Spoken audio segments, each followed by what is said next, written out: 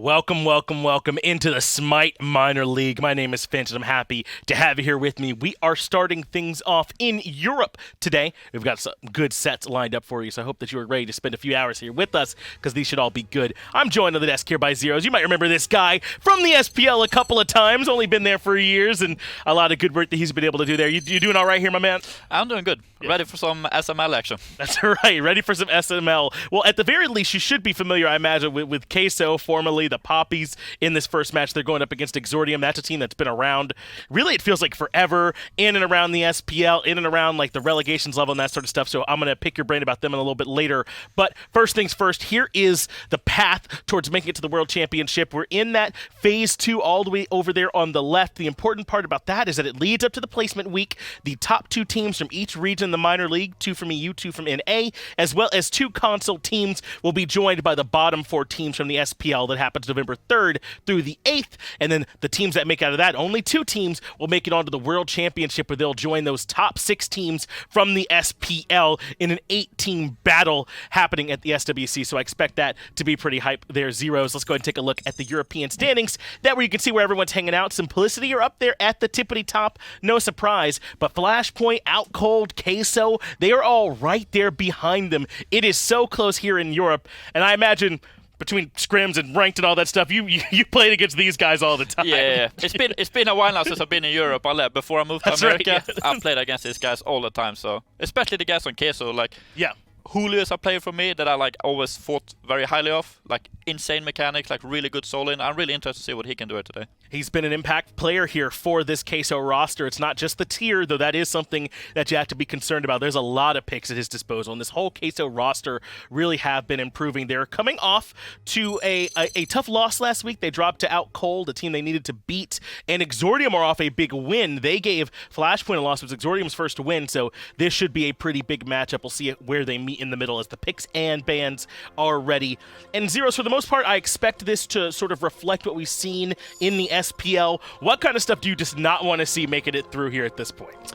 I mean, I'm not 100% sure, but like obviously we have Persephone and Amaterasu and Set and Isis. I feel like those 4 you never want to give away pretty much, but like, apart from that, I'm not really sure. I'm not 100% sure what the SML guys like to run either. Sure. They could have their own little meta going on, so we'll see. And Europe does differ a little bit, I would say, from NA. NA feels almost exactly like SPL in terms of what they value, but Europe does have a couple of pocket picks that they like, so we'll see if that happens here. So far, things are fairly standard, but the Amaterasu makes it through for Team Queso right away, and you were just saying you hope Julio has a big game. Looks like he might here already. Yeah, Amaterasu is such a strong character. You'd never know if that's going to be solo, though. Sure. I think it could definitely go support. Had a lot of success in support already, in SPL at least. And honestly, I think she could maybe even work jungle, so we'll see. There's a lot of places where you could put her. We'll see if maybe Dracomarino ends up picking this up in the support role. But this Geb comes through, does make it seem a bit more likely to be Ama solo. This Geb pick is so good. Geb is so good against Serqet. He can cleanse her combo. Right. Same against Chronos. You cleanse this down. Such a good Geb pick. It should be pretty strong to slow down a lot of what Exordium want to do here. The Chronos and the Hou-Yi comes in, so that's a double basic attack focus now from Exordium. Plus you add in this Serqet, who can still flex into jungle or support at this point, so it's a pretty good flex pick up top for Exordium. Yeah, I agree. Both good drafts so far, but I think so far I like Queso better, I think. Chronos, Exo has they have the double ADC going on, so that's also really good, but I feel like this Serqet's gonna get countered by this Geb pretty hard. And Cupid has cripple on her out as well, so... That's right, yeah, that should limit Serqet on the ambush, on the Deathbane, make life pretty hard for her. As Exordium bring in the Ullr, or ban away the Ullr and the Thor. Meanwhile, Queso ban away the Yorman and the Susano, and I assume they have you on their side by banning away this Yorman He is so strong right now. Sure. I've been talking a lot about Europe, so I don't think I have to anymore, but yeah, such a strong pick. I don't love Ravana. I honestly just think Ravana is not that great right now. Yeah, I kind of agree, actually. Because you think Ravana it's really good into Poseidon, it's really good into Chronos, you can like use your 2 to avoid a lot of damage, but even then I feel like he doesn't do enough anymore. But it does feel like maybe it could take him, his time to kill feels a little slow, maybe something like that, where it feels like Ravana has to stick to them for a long time. I think I find myself agreeing a bit with you there on that one, as Unbots and Soul come in on the side of Team Queso, and Unbots has been so valued here in the European SML. The Fear No Evil gives them so much control, and they're going to add the Soul to it, so they've got their own double basic attack focus, but now Osiris for Exordium, so it should be Osiris and Amaterasu in the Soul lane to match up. Which one you liking better here so far? I like the draft. I like Queso a lot more, I think, because I feel Exo, they have some CC going on the side, but I feel like Gab has such an easy time cleansing almost every CC chain or whatever they want to do. So I feel like they're going to have a hard time. Well, I think Queso used to have a well-rounded draw, so I definitely give it to them here. Well, Queso, the ones we're favoring here on the desk, but it might be a different story when we get into the game. Thank you very much. Finch and Zeros on his first SML debut. Not bad, I'd say. Anatoly, as I am joined by Toly here on the cast for a big game here for Queso. This is, in every sense of the word, a must-win if Queso want to keep their hopes alive, as Alka going to start us off with a speed buff invade, and WorstTurttle doesn't seem too interested. He's going to use a blink of his own and just send Draco to try and defend. The knockup versus the Deathbane. I think Alka should be able to confirm this if he times it correctly, but he's taking a lot of poke damage already. It takes a long time to clear that jungle camp without the Assassin's Blessing, but Alka at least delays the speed buff, and we're seeing already Froisan pick up his own, and he can rotate over after the red buff. This is perfect, I think, for Queso, that they're in a pretty decent spot. Just because WorstTurttle still has speed buff to go to. Warchi wins the poke trade in mid. Itori going to go and pick up red, which is already dropped by Froisan. And now WorstTurttle can go and get his speed. This does delay the timer a little bit for WorstTurttle, but at the end of the day, the fact that you get the experience at all, I think, is a win. True, but look at the experience per minute differential already. Froisan nearing 450, almost 500 there, whereas barely 300 from WorstTurtle. A little under level, not the greatest look for a Hun Batz that needs to hit level 5 quicker rather than later to get access to that Fear No Evil team fighting ultimate. So critical every time for the Hun Batz. It's really why you're picking the character. Definitely the rest of the kit isn't super exciting, though certainly not bad. Don't knock Hun Batz like that. Hey, you man, can do things. Overhand Smash is an ability clearly from 2012. That's all I'm saying. WorstTurtle in trouble. Shell is good from Dracomarino, and a good Heart Bomb. Froisan gonna fall for first blood, and I'm talking stuff about the overhand smash. There and you immediately it gets the first blood. Hey, the base damage, the scaling has to be respected. Great setup, Warchi and Dracomarino setting up very well there between the slows and the knockups. Unfortunate for Froisan, he thought he would get the damage off there, but this early on, Ravana not tanky enough. Warchi has been putting out a lot of damage, it feels like, in this early game. He's been on point with every single one of these Heart Bombs, hasn't missed quite yet. And this Cupid mid is something that's certainly different than what we see from normal Hunters. You normally see Hunters in the mid lane because they're going to provide early pressure, and Cupid does that, but not through clear. It's really through kill potential. Yeah, absolutely. Between the Heart Bomb that we saw early on, it's only going to get better, especially once that Transcendence is completed, and Alka should be fine unless the blink from WorstTurtle with the Sacred Monkey Toss seals the deal. Man, this 3v3 for Queso in mid, you can tell that these guys have been working together for a long period of time. That communication for Draco's knockup. Warchi dashes in the lead-up time of the travel for the Shockwave, and then it lands the Heart Bomb still off of it. Alka on the receiving end. I feel like Alka has been hit by a couple of these knockup into Heart Bomb combos, and especially in that instance when you're half HP, got to be more ready for it and use Deathbane to get away. I agree, but Alka on the Serqet support, even though struggling thus far, I don't think he's out of the equation whatsoever. Serqet support doesn't need the levels or necessarily the offensive items to still be effective. Great setup between the Cobra's Kiss and the Last Breath, and that's the percent damage going to be coming through. But this Cupid pick from Warchi that you were talking about is constantly looking for the poke, and if you can bully out Alka, then Itori becomes a little bit vulnerable in the mid lane, and not only that, Warchi also counters Alka because of that Fields of Love cripple.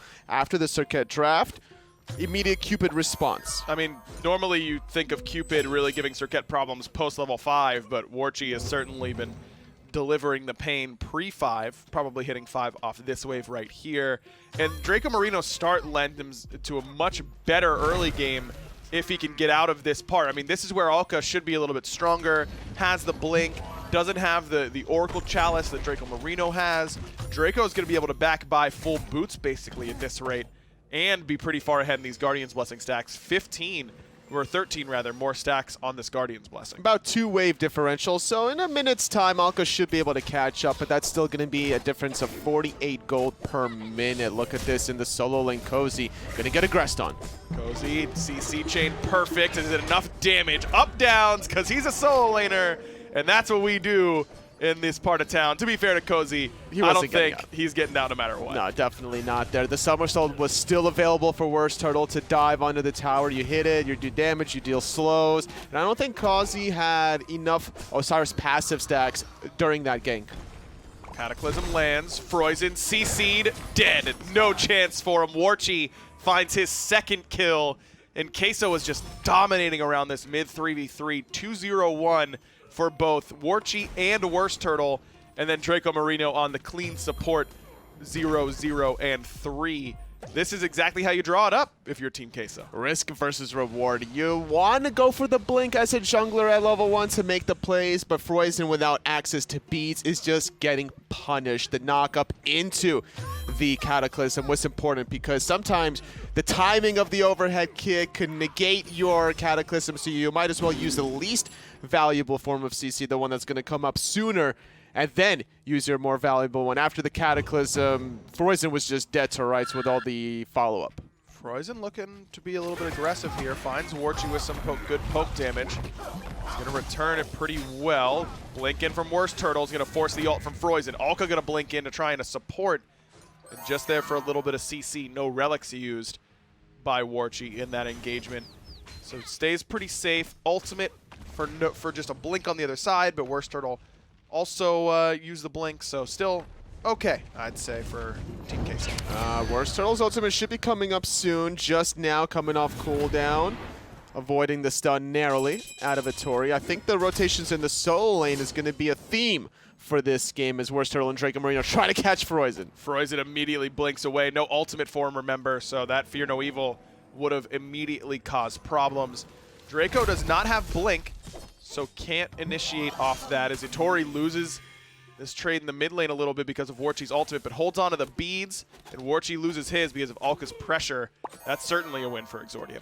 It looks like there was a speed buff attempt of an invade there, but they didn't catch the timer, unfortunately. WorstTurtle made his rotation, but good play from Warchi to keep himself alive without Geb there. It's very difficult to do against the Serqet that has the last breath, but not quite enough follow-up damage from Itori. The Suns was still up. Maybe could have looked to make a play there, knowing how much pressure was on that right side of the map. And if I'm Exordium and I'm drafting the Serqet support, you need to be aggressive early because you're dealing with a late-game Geb. If you don't make the plays early, you're falling into the late-game trap Queso is setting up. Yeah, I agree. I mean, Itori probably doesn't try and go aggressive and drop the Suns there because he's mezzed from the Fields of Love.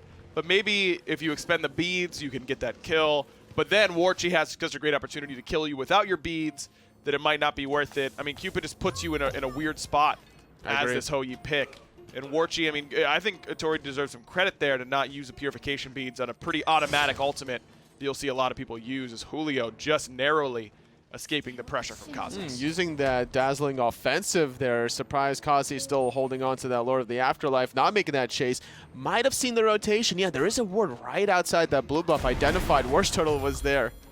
Tori, heart bombed right off the knockup. We've seen that a million times. Fields of Love this time gets the purification beads, and Itori just able to escape, but Alka gonna try and keep it going. Cataclysm's there, but here comes Froisan, misses the root onto Warchi. Shell is solid, but it won't be enough to save his life. Froisan does finally get the kill, but Draco's Shell and Cataclysm at least force out double ults. Alka still had the last breath coming off of cooldown there, and because that beats was used earlier from that first Serqet ultimate, didn't have it for the second one. So good rotation from Froisan, making his presence felt. It took a little bit of time, but at least Exordium are now on the board, and you got to be feeling confident about that for them.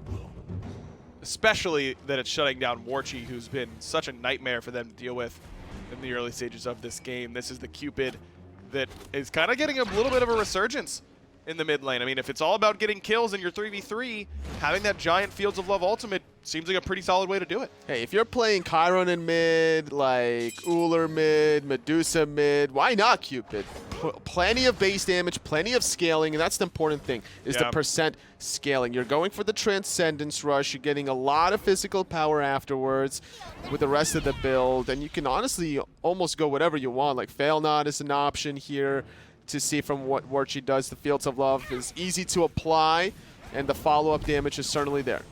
We've seen some Cupid players really prioritize cooldown. I mean, you'll see the Transcendence Jotun's Wrath build path is Angry under siege now on this left-hand side. Good combo But Chekio just a little bit late on that Stellar Burst. Angry gets the rewind off, but beads expended by Angry.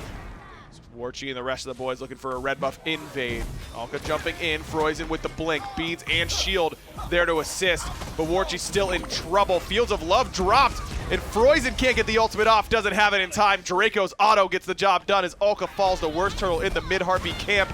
Angry, no rewind, no beads, no way for him to survive. Draco's hands pick up the double kill. Just like that, 3-for-0 Queso were able to disengage fast enough and react to the situation. Froisan was in the right place, I think, trying to catch out Warchi there, but just couldn't find the way out. Died with his ultimate too. That's not a good look for a Ravan jungle. I think it just came up right after he died because of no cooldown in the build.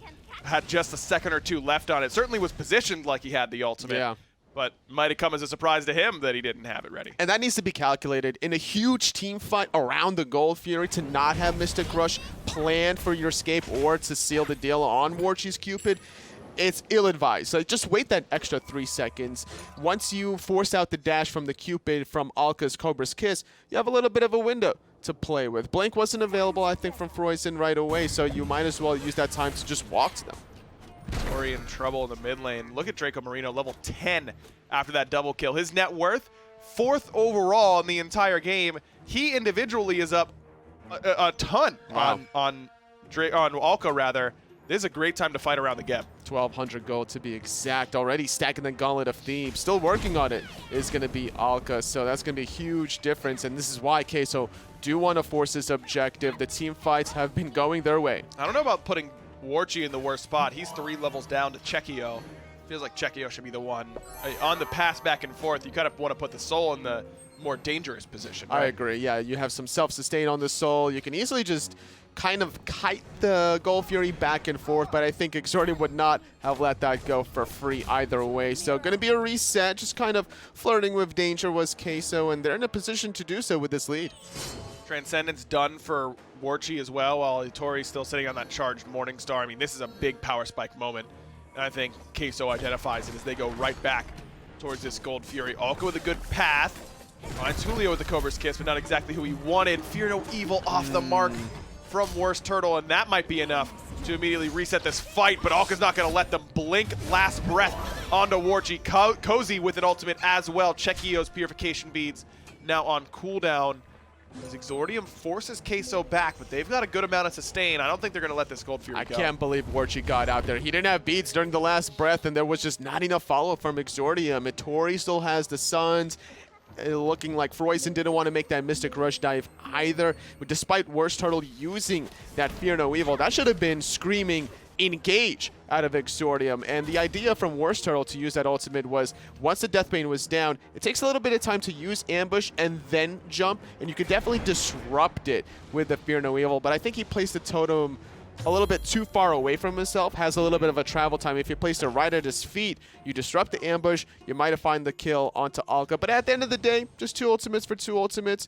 But it's important that Queso make it to the late game. Their draft is built around it. They've got a 5K gold lead right now, so looking pretty likely as we try once again to pass this Gold Fury back and forth. This is the best way to do it if you have the time and the 2 ranged auto attackers. One way to make sure it doesn't take too much damage. Looks like it's going to go the way of Queso. Chekio just a little bit too much damage for that Gold Fury to handle. Level 14 on the Soul, but Angry wants to get a little bit aggressive now after some good poke damage. Chekio uses Disapparate, and Froisan knows it. Has the Blink, has the Mystic Rush available. Chekio's Disapparate is still down for at least 10 more seconds. Let's see how they play it in the long lane. Looking like they're going to rotate onto Warchi instead, realizing that Chekio is just going to play under tower, and that's the thing that you got to do when your escapes are down, such as the Disapparate or Jump Dash, whoever you're playing. Just play it safe. You can easily clear under your tower with that Stellar Burst. You don't have to risk yourself outside of it. Cozy gonna find a Pyromancer attempt. Go right up on it. Queso still does get the objective. Cozy's Thorns dissuades the aggression, but another up-down ensures the kill for Julio. Good shield onto Warchi. Alka falls. Froisan gets out of that Fields of Love with the overhead kick, but it's already slowed down the engagement enough. 2 for nothing in Queso's favor, and another global objective. Now they've gotten 6 Totem of Coups, a Pyromancer, and a Fury. Make that 7 on the coup. And that's good enough for a 7,000 gold lead. Cupid mid is pretty good when you have 3 supporting teammates to help you out when you get in a sticky situation with the last breath applied. Easy cleanse, easy disengage. Cozy like in no man's land, engaging by himself. Good recognition that despite it being an Osiris, with those 4 players from Queso, you're still going to burn through him very quickly. He's only level 13, no magical defense to really speak of quite yet. So once Chekio does make these rotations, I think that Kazi is going to die even faster. Froisan's gone for a pretty slow build path here in either the Heartseeker or the Transcendence. Gotta imagine it's Transcendence. Probably won't be Heartseeker this early on. And you look at what WorstTurttle has. I mean, he's already stacking up that Transcendence and working towards either a Hydra's or a Heartseeker. So, I mean, the jungle difference is big right now. WorstTurttle 4-0 and 3. Second highest on the net worth charts. Only a couple hundred gold behind the ADC, who shared 0 waves so far this game. I mean, WorstTurtle's been in the thick of the action all game. And that's surprising with how the game started, right? Like, the starts, WorstTurtle was about 300 experience per minute. Froisan was around 450, but that was only for the first minute. Outside of that, there's important decisions to be made about how you're contesting mid-jungle camps. And that first right mid-camp did not go Exordium's way. Queso got all the burn damage that they needed onto Froisan, and with that first death, the rest was WorstTurtle. WorstTurtle closes the gap. Angry uses both relics in response to both ultimates. But still has rewind up and ready. Warchi has to be careful here. Might get picked. Is Froisan going to blink in on Chekio? Aegis and beads used by the ADC. And Froisan still has ultimate, but needs to get it off. He's only level 13. Does get over the wall, but Warchi's waiting for him. Dashes aggressively. It does secure the kill, but likely at the cost of his own life. Alka does return the favor, but WorstTurtle's right there to clean it up. Chekio can easily box this level 14 Osiris, and Dracomarino just trying to get away. Stun does land, but Cozy, I don't know if he has the buttons ready to get the kill. He's focused on WorstTurtle, and he won't find him just enough damage in order to get it done. Sub 10 HP, no problem for WorstTurtle. The fight was split into 2 different areas, but Queso yet again getting the better end of it with the tier 1 tower. With only losing 1 player, they get 3 in response and 500 collective gold. This is a team that's on a rampage. I love the play from Warchi, by the way. Avoids Alka's Cobra's Kiss. He drops the Fields of Love over the purple buff after the Mystic Rush was used, and then he even uses the dash aggressively, chasing to get the guaranteed kill. Certainly aggressive, and it works out because it baits Exordium into a bad spot. Now he's got relics up, so he's going to be able to do that even more effectively in this next team fight. Julio has been uncontested on this Ama, by the way. Feels like he's been half HP every fight, but nowhere close to death at the exact same time. And this is where Ama gets to her strongest point, is when you start grouping as 5. That's right. That Divine Presence aura is now maxed out. 25% movement speed for all of your teammates as well. That shell was used nicely. Meanwhile, WorstTurtle grouping up with Dracomarino, taking out Froisan. No Cataclysm used, but that Fear No Evil really catching out Froisan with no beats.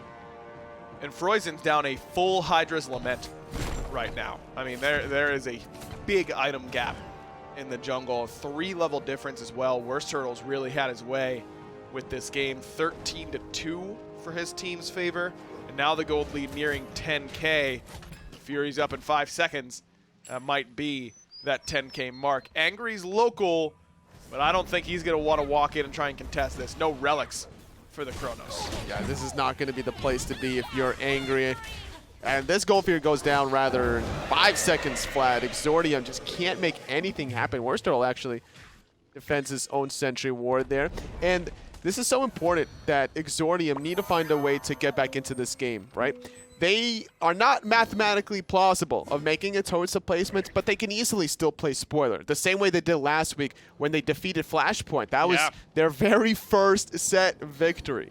That was huge for Exordium to get their first win for sure, but really it changes the landscape of the European Minor League with only a couple weeks left to go. Flashpoint was in control of their own destiny. They could have, if they just ran it 1 out, they would have been coming to LAN again, but with that loss, now it's kind of up in the air. Out cold feels like they've got a great chance at this point. Definitely, but I think that Flashpoint still have control of their own destiny if they can find the set victory over Queso in that Week 13 matchup. Very important one to watch out for. So if Flashpoint went out and Out Cold went out, would Flashpoint end up going? Do they have the head-to-head there? They would actually be tied Yeah. at 7-3, and I have to see who has that head-to-head record. Fair enough. Warchi, very patient with the relics. Doesn't find a great ultimate, but Alka already on the receiving end of a little bit too much damage. Alka needs to disengage. Blink ultimate expended and traded out for Warchi's ultimate, but Warchi with that little bit of CDR, probably not too upset. Beads forced onto Angry, and Froisan's in a bad spot. Has to blink right away, but there's a slow. Overhead kick is solid, and a turnaround route is going to create enough distance that Froisan doesn't need to use the ultimate. Still kind of caught no man's land there. Losing Blink is a big deal for the Robin. Definitely going to be the case, especially when WorstTurttle still has his own Blink. That ultimate Fear No Evil should be coming up soon with that 40% CDR. Alka just casually jumping into 4 players, by the way. Uses beads to get away. WorstTurttle jumps in, but Cozy's waiting for him. Now he loses purification beads. Bit of lack of judgment, I'd say, on both sides, with aggressive leap-ins for both sides. Yeah, but I don't fault WorstTurttle for making that leap in. I think it should have went way worse for Alka. He does have the Mad Guy's Cloak, so it's understandable. You know, you can bait out some cooldowns. Maybe your teammates can follow up. And if I'm WorstTurtle and I'm using beads there, when I have a Geb, I'm kind of like scratching my head like, oh yeah, I have a Geb on my team. Maybe I should have held on to that relic. Draco certainly could have provided some support. Froisan going to meet up with Chekio around this corner, but Chekio's able to return the damage. Blink Fear No Evil from WorstTurtle. Doesn't find a great angle. Is going to have to disengage. No beads used by Froisan either. So Queso certainly hitting the gas pedal, but maybe losing control of the car a little bit. Needs to stay in the lane for sure, because this is not an unthrowable game. It's certainly in their favor. Definitely is. They're going to concede that tier 1 tower on the left side for the more important objective on the right. Fire Giant already less than half health. WorstTurtle just backs. Alka going to jump in. Beads used by Chekio, but Draco's shield was there. Now that last breath ultimate going to help secure something. It's really just Alka's own death. Fire Giant does get reset as WorstTurtle goes aggressive on this left-hand side, looking for damage onto Angry. That'll force the rewind. Julio playing up on this right-hand side. Itori's leap down. Blink is up for Draco, as is Cataclysm, but seems like the team is on a bunch of different pages right now. Queso can't decide exactly what they want to do. They had no eyes on Froisan, but now that he cleared the mid-wave, they know he's not involved in the action. They will restart the Fire Giant health in a 1v1. Froisan tried to get away. Froisan doesn't have Mystic Rush available. Blink is up, though. He's going to use it and find the shutdown. That's big, as Queso does manage to secure the Fire Giant on the right-hand side. Cozy made me a little bit nervous there for a second. But honestly, not that bad for Exordium, I don't think, all things considered. They get a shutdown bonus on exactly where they need it. That's pretty big, as Angry gonna have to use a relic here. It'll be beads. Draco still on the chase. Blink Cataclysm. No follow-up yet. Damage will be coming eventually, and eventually Angry looks like he's gonna fall. Rewind's coming up soon, but Warchi puts an end to the chase. Yeah, you're not getting away from 25% movement speed indefinitely. I don't care how fast your accelerate makes you go, because that's only a temporary steroid. So with that Fire Giant buff on everyone except WorstTurtle, Queso should be able to start plucking away these tier 2 towers. Great rotation from Julio, teleporting and canceling the back out of Angry just in the nick of time. Draco gonna tank this one up. Alka here, certainly being an annoyance. Beads used in response to that Fields of Love. Both Beads and Magi's here for Alka. You think that's overkill, or do you think it's necessary? Against the Cupid, I think it's necessary, especially when you got Geb to worry about the Cataclysm knockup, the cripple from Fields of Love. I respect that fact, but the problem is he's just too far behind already. Him and his teammates, they can't make these plays even with those beads and the Mad Guy's Cloak. There's just too much CC from Queso that can even force out that Mad Guy's Cloak. Dracomarino's knockup from a distance. Julio could just dash in, and how are you going to kill this Amaterasu before she gets on out of there? It's a difficult spot for sure. I mean, Magi is very good against what Queso has, but as you highlighted, easy to pop. And it won't help you with Fields of Love. That's not a hard CC until you get Mez, but the cripple's really what shuts you down for the most part. And the slow is annoying to deal with, especially when you're dead in the middle. Now, we've known Julio to be creative in some of his builds before, but this is a different level of creativity, to the point where I just think that it's because Queso are this far ahead. I don't think he does this every game. I like Frostbound. But the height of the Urchin as well. Hey man, Hide of the Urchin, really, really nuts when it gets stacked. One of the best items you could ever have if you get it evolved. That health shield that it provides you as well. I kind of like it here. The only thing is that the game is likely to end before you get this stacked. Is my only concern. That's kind of the same thing that I'm feeling, because even if you do stack it up, it's 51 protections with the 250 health is good for tankiness, but I would much rather have Mantle of Discord. Yeah. Where it gives you more protections, no health, but when you're in the thick of things, as you are going to be as an Amaterasu Soul Laner, you want to rely on that passive to get you out as well, to cleanse yourself of CCs, to provide the little miniature Geb ultimate around you, and your aura should be that last step on the staircase. Seems like it won't be too much of an issue for him at this rate, though. I mean, it's a huge lead for Team Queso, nearing 20K right now. I'm just nitpicking. Yeah, for sure. I completely get it. That's the chair 2 spot, Tully. You know, I've got your back on those moments. For sure. WorstTurttle top of the player damage charts right now. Full damage build. No Titan's Bane. Probably in the cards to be sold or to get once you sell your boots and pick up an Elixir of Speed. But really no one's that tanky on the other side anyways, right? I mean, you got to worry about Cozy for sure. That's the one guy you probably feel like you can't kill easily with this build. Probably, but he has so much mitigations that anyway that like all that damage coming through from WorstTurttle is going to be heavily negated. A lot of physical protections, even the Spirit's Robe, so once you do get CC'd, you're getting 15% there. Oni's is applying 9% as long as you're next to 3 different gods. And then the Osiris passive, you're having 16% physical mitigation, 8% magical, as long as you have all 8 stacks. That is crazy, man. Is 30+% mitigation good? Yeah, how about 40% physical? Because that's what he's going to have if he gets 40%. CC'd with Oni's and his Osiris passive. So you're taking almost half the damage, and no protections is going to help you. And you got Judgment Tether to lower their damage even further. That is true. And it's not like Pen's going to help you with that mitigation. You just hold. Yeah. I mean, there's not a lot you can do about it. So WorstTurttle has to hit everybody but Kazi. He has to be like the last person focused. It's like if Kazi's on you, you just don't even bother hitting him. You're wasting your time. Bonkers, man. I think Osiris is one of those gods that a lot of people kind of, players who aren't quite as inundated with the numbers or the intricacies of the god kind of look and go, I don't understand how these pro players are always living through everything. I play Osiris and I just insta-die. When you're good at having your passive up all the time, hitting big Judgment Tethers, you build like this, how do you kill this god? It's nearly impossible, it feels Sunder. Sunder, yeah. Maybe, yeah. Even then. But then if he tethers you afterwards, it still doesn't do as much.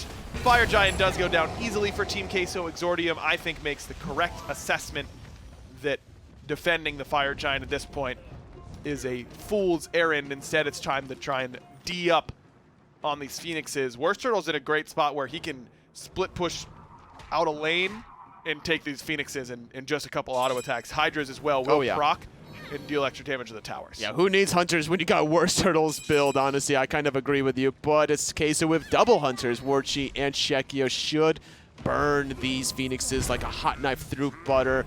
We'll see how Exordium defends this. It's not going to be easy. Well, Exordium did a good job of pushing up this mid wave. There is no creep wave coming for a long, long time. So that strat for WorstTurtle of letting him split off doesn't seem particularly likely. Well, still 3 more minutes on the buff, which is equal to 6 entire waves worth of attempts with the Fire Giant buff. So if I know Queso, and I know Queso pretty well, they're going to be waiting for that 3 minutes. Julio going to tank it up, try and keep the creeps healthy. Chekio there. Saporate is now down. A little bit of poke damage every time on this Phoenix, but not enough quite yet. Finally, a wave starts coming in mid, but it's desynced with the wave, so this should be a little bit of easier defense. But watch out, Alka blinks in to the back line, immediately dashes out as Dracomarino takes a bunch of damage on this front side. A lot of ultimates committed to the Geb. Pridwin's shield is huge as Draco just starts walking on out of there. Alka trying to do the same, but he's going to take the easy route with the Deathbane until Chekio flattens him with the Supernova. Now the Phoenix is broken wide open. Down it goes, mid-Phoenix on its last legs, courtesy of WorstTurtle's handiwork. Froisan has to back it up. Mid-Phoenix now gone.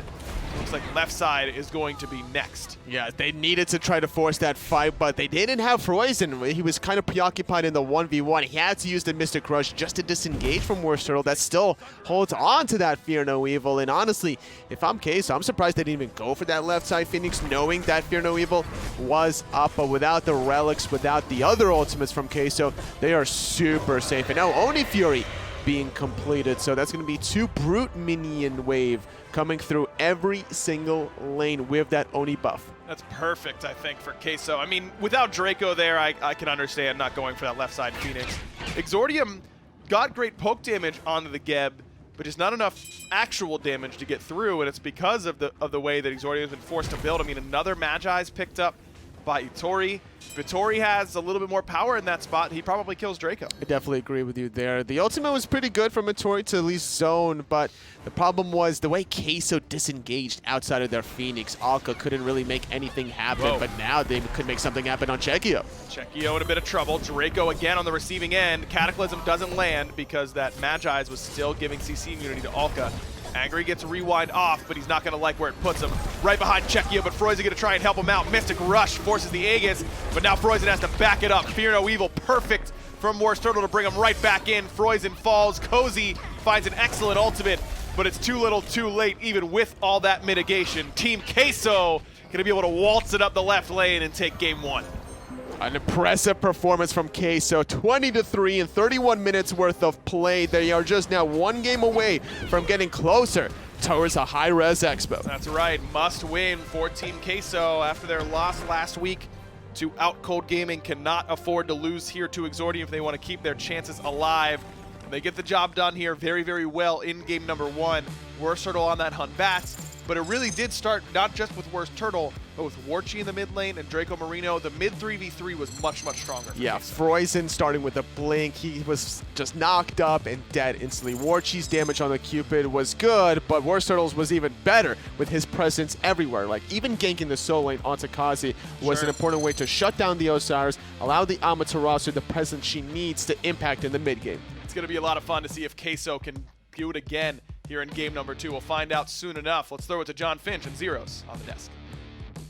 Thanks, Aggro. Thanks, Anatoly. It is indeed Finch and Zeros here on the desk as Queso take care of business in game 1. This one really never even looked particularly close, if I'm being honest. They had control from minute number 1. And Zeros, what stood out for you, man, in this game? How did Queso get such control? Was it just WorstTurtle and the bots?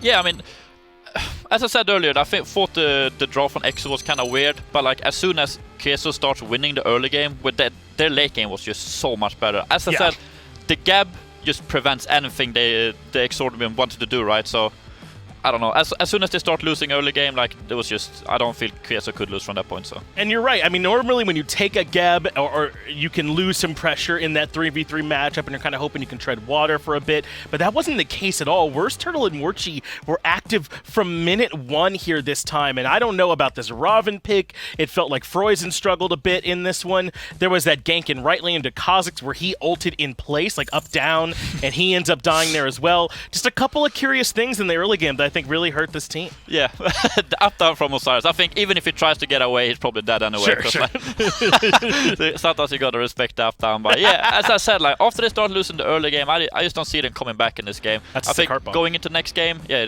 next game I think they have to, I don't know, they have to secure late game a little bit better. Like in case they don't win the early game, I feel like it's kind of risky to like draft just to rely on winning the early game and snowballing the game, in my opinion. So yeah, like you said, it was such a late game powerhouse for Team Queso between the Amaterasu and the Geb when those two started to rotate into the fights that it felt like things were a big loss for Exordium. But WorstTurtle picked his timing so well on these Fear No Evils as well. That really dissected these team fights. Exordium are tough, man, and there's so much stuff out there to ban. I mean, there's no way you can ban an bots that's beating you pre-level 5, right? You can't ban that. So, I mean, you got to make your adjustments elsewhere. You can ban it, I guess. But yeah, there's a lot you have to ban now. I don't know. The Batz did a lot that game though, but like I don't know, banning a Batz, as you said, is kind of weird with so many strong picks on the table. I just think, I don't know, they just have to change something in the draft for the next game to have a more steady late mid game. Yeah, I think so too. See what they can do to maybe draft a little bit more pressure. Alka also got punished a good bit on this Serqet. I felt like Serqet's really strong right now, but I think drafting her that high with Cupid still out there and some of these, and like Gab, like you said, was immediately drafted in response to. There were a lot of good counter picks that really slowed down Alka on this Serqet this game. So if they do want the Serqet that highly, they might have to make sure that some of those cripples don't get to thrive as much as they did. Yeah, and they banned the Gab now, so they might look to run it back. Maybe try and run that same strat without worrying about having to run into that Gab. As Persephone Isis banned away by Queso, Khepri Gab, like you mentioned, for Exordium. That means Thoth, Set still out there, the Amaterasu still out there, Thor, Serqet. There's a lot of really good stuff that's not going to get banned this time. Set at the very least, but I imagine Amaterasu here for Exordium. If she's available, you should be taking her, and that's exactly what happens. I like it. I love to see it. The Amy first pick, even in SML, like, such a good character. You can't go wrong with that pick right now, I feel like, so why not first pick it? And you were talking to me too about her damage on the Fire Giant as well. It just amplifies the whole team. She's just like good at everything, I feel like. She's not even bad early game anymore. I don't think she's the greatest early game, but like good enough. And her mid-late game, as you said, with doing objectives, she has her red aura and she has her passive, which I think is 15% more damage on objectives. Like, she's just good at everything. Does a lot for you. This time, though, Queso do get some really good responses, even though they have to give up the Amaterasu by grabbing the Thoth and the Thor. But a Fenrir comes in from Exordium. I feel like we've seen a bit more of this Fenrir pick lately, Zeros. Not necessarily from Exordium, but just in general. If you need an aggressive support with one good ability, that's Fenrir, right? She's very similar to Serqet, right? Fenrir, where he's so good level 1, and like they tried to invade speed last game. Right. And like it worked, so Fenrir can do the same thing, so I think that's what I look to do. And they also got rid of the defensive support, Khepri and Gab now, right? So like, probably gonna have a more impact in the early game this game. This early game aggression from them should work a lot better. Unchained, just a huge tool for him as Ullr comes in as well. So now they've got a ton of pressure between this Fenrir and the Ullr. I imagine it'll be the Ullr in the middle lane. That is strong for them, but Queso have plenty of their own right. Thoth should be able to push in the long lane, no problem. And Thor, as soon as that ultimate comes online, even sooner than that, sometimes Thor can be really hard to deal with. Yeah, for sure.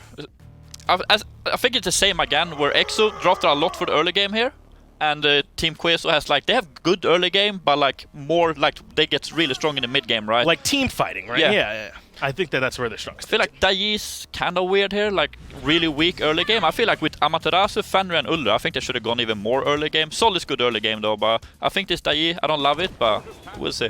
Yeah, the Sol's probably going to be in the long lane again. I believe Chekio or played it over there last time outside of Queso, so maybe Angry will follow suit and do the same thing. So it might not even get to help much. And now it's Chiron. Chiron in the middle lane, plus this Thor and this Kumbhakarna. That is a pretty potent 3v3 battle if that's who it is. Yeah, for sure. Mainly what I'm looking at there, Exo has a lot of physical damage. Their only magical is Sol, so I think it's probably going to be pretty hard for them to like... I think the carries for Queso can build a lot of physical defense, so we'll see. That's what they're going to have to do, try and defend up against the little bit of magic damage. Thank you, Finch and Zeros, Aggro and Toli on the cast for Game 2 of Queso versus Exordium. And Toli, I was loving Exordium's draft. I'm thinking, okay, their mid 3v3 is so much stronger. They've got the Amaterasu. And then this Chiron selection for Warchi, I think changes the dynamic of this entire draft. This cleanse is going to be so difficult for Froisan and Alka to be effective. Well, if you can't get the Geb, there's always Hell and Chiron. And Warchi playing the Cupid last game. It doesn't surprise me personally that he opted for the Chiron. What does surprise me is Alka's rotation this early on into the long lane. Goodbye, Chekio. No chance for him to survive.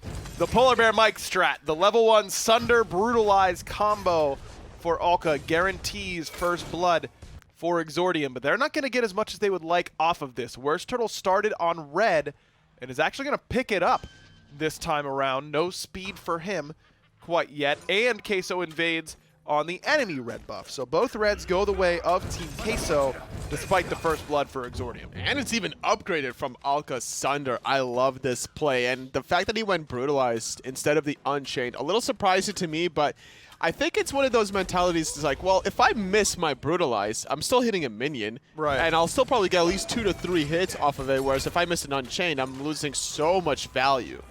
Warchi takes about half his HP and poke damage from Froisan and Itori. I mean, the Thoth doesn't have dash either way, but theoretically you can beads the stun from Unchained and then maybe survive. Brutalize with the Sunder, that's guaranteed half your health. That is a lot of damage. Remember when Brutalize used to crit hole? That's actually the patch I started playing, and I thought, this is fine, because I had no idea what was happening. How did you not switch to jungle immediately after that? I had no idea. I didn't know what jungle was, dude. I was just a little COD boy at that time. I'd never played a MOBA before. Alka takes a good amount of damage, but returns it, courtesy of Itori. Itori seems very comfortable on these hunters. We've seen him play Ho-Yi an awful lot. Angry now in some trouble, uses the beads. WorstTurttle able to commit with that hammer toss, but the Ho-Yi a lot for Itori. His Ullr has been looking clean so far. This meta seems to favor this mid lane. You need aggressive early game hunters like this, especially when you have a support like Alka. Surprised he doesn't go in for the Brutalize. That would have been another kill onto Warchi. Alka probably wouldn't have gotten out of there, but when you can trade your support for a mid laner, it allows your mid laner now the pressure, because Dracomarino can't out-clear Itori with that being in Exordium's favor. They could have maybe looked for a red buff invade afterwards. Even if Alka just unchained right away when Warchi got stunned, I think that's a kill, but didn't, don't know if he didn't trust Itori or wasn't communicated that's what Itori was going for. But I think that Exordium correctly identified what the problem was in game one, is that they were losing that mid 3v3 very heavily.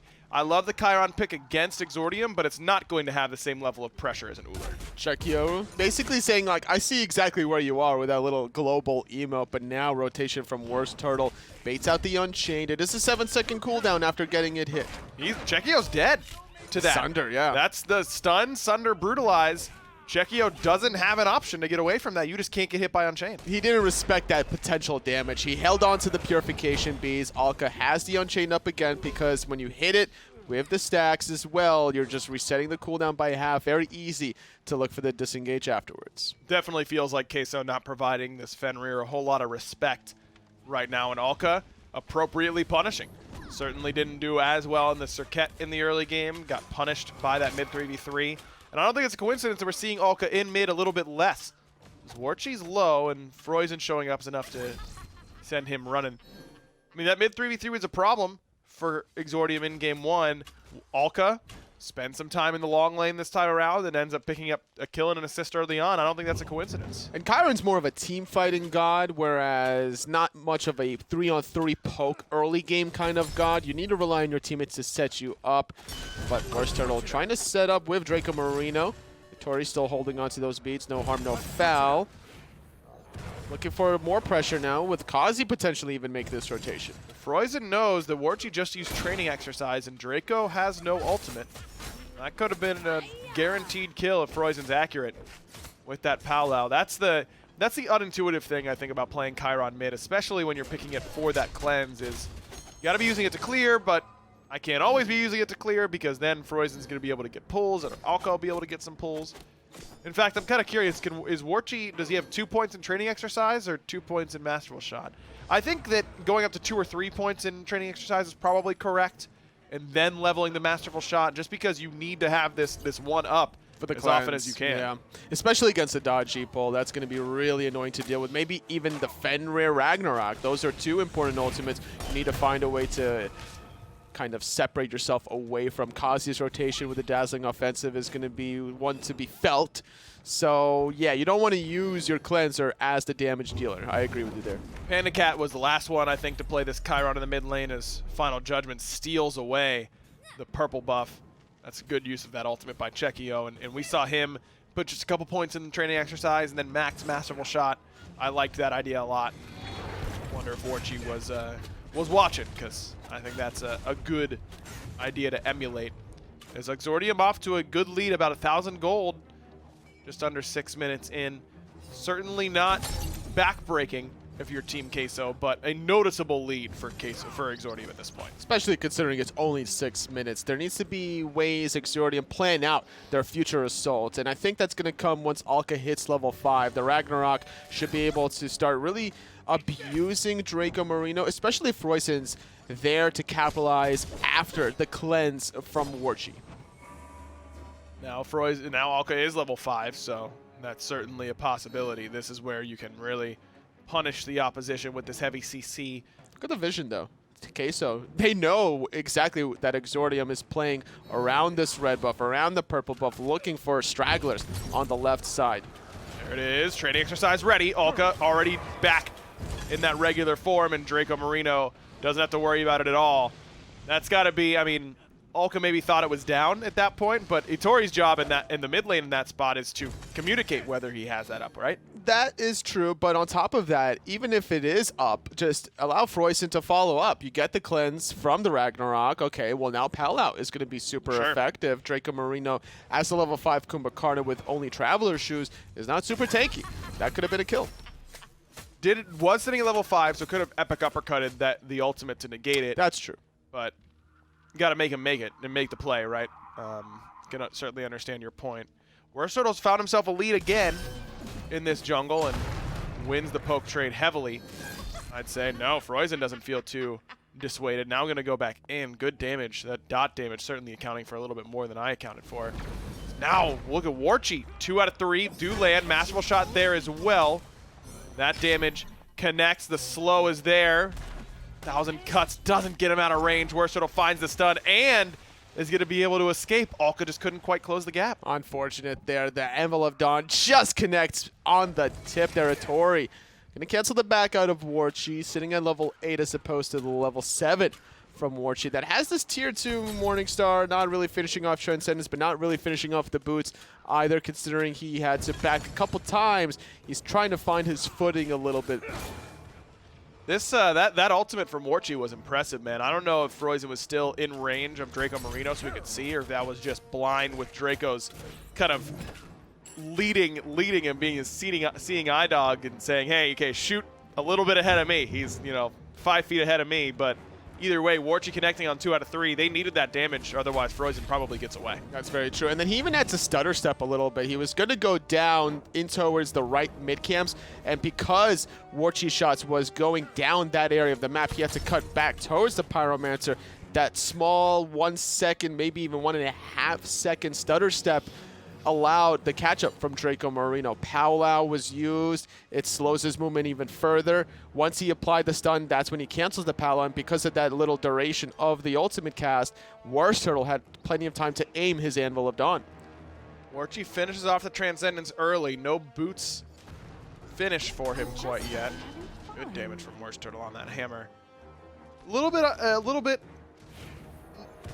untraditional, I would say, right now to finish a stacking item before your boots. The mid pressure is so important that many people feel like the early movement speed and power is more worth it on the boots, but Warchi has one of the fastest base movement speeds in the game, so get away with it a little bit more. Itori in a lot of trouble. Centaurus comes through, needs to land 2 out of 3, and does just that. Warchi finds it as WorstTurtle falls on this left-hand side because of Angry's ultimate. Yeah, 1v3, they're not going to survive much longer, especially as Anvil of Dawn just came off of cooldown there. So good kills, 1 for 1 mid for jungle, but the slow from the Kumbhakarna helped that Centaurus ultimate. Warchi needed those 2 out of 3. He gets it because of that CC.